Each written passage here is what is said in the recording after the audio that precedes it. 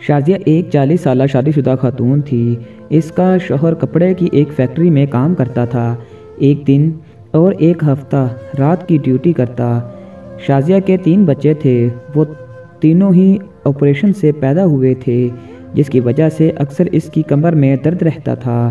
شازیہ نے ایک 2 بار اپنے شوہر سے اپنی تکلیف کا ذکر بھی کیا، مگر شوہر اپنی مصروفیات کی وجہ سے اسے ڈاکٹر کے پاس نہ لے جا سکا اور شازیہ کی تکلیف میں اضافہ ہو گیا۔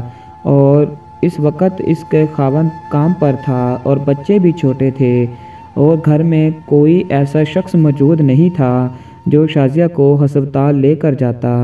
لیکن درد کی شدت اس قدر زیادہ تھی کہ شازیہ برداشت نہ کر سکی اور اکیلی ہی ہسپتال کی طرف چل پڑی۔ ہسپتال پہنچ کر اس نے اپنا نمبر لکھوایا اور ویٹنگ روم میں باری کا انتظار کرنے لگی۔ تھوڑی دیر بعد اس کا نمبر آ گیا اور وہ ڈاکٹر کے کیبن میں چلی گئی۔ بدقسمتی سے اس وقت کوئی نرس بھی موجود نہ تھی۔ ڈاکٹر کے پوچھنے پر شازیہ نے بتایا کہ بچوں کی پیدائش کے بعد میری کمر میں درد رہنے لگا ہے، جس کی شدت اب مجھ سے برداشت نہیں ہوتی۔ شازیہ کی بات سن کر ڈاکٹر نے پاس پڑے بیڈ پر لیٹنے کا کہا۔ جب شازیہ بیڈ پر لیٹی تو ڈاکٹر نے چیک اپ کے بہانے اس کی کمر سے قمیض اٹھائی اور اس کی کمر کو اپنے ہاتھوں سے دبانے لگا۔ شازیہ یہی سمجھ رہی تھی کہ ڈاکٹر اسے معائنے کے طور پر ہاتھ لگا رہا ہے، لیکن شکل سے شریف نظر آنے والے ڈاکٹر کا اندر کا شیطان جاگ چکا تھا۔ وہ کمر پر ہاتھ پھیرتے ہوئے بولا، آپ کو انجیکشن کی ضرورت ہے، جس پر شازیہ نے ہاں میں سر ہلا دیا۔ اس درندہ صفت آدمی نے شازیہ کو نیم بے ہوشی کا ٹیکہ لگا دیا، جس نے فوری طور پر اثر کیا اور شازیہ کی آنکھوں کے سامنے اندھیرا ہونے لگا۔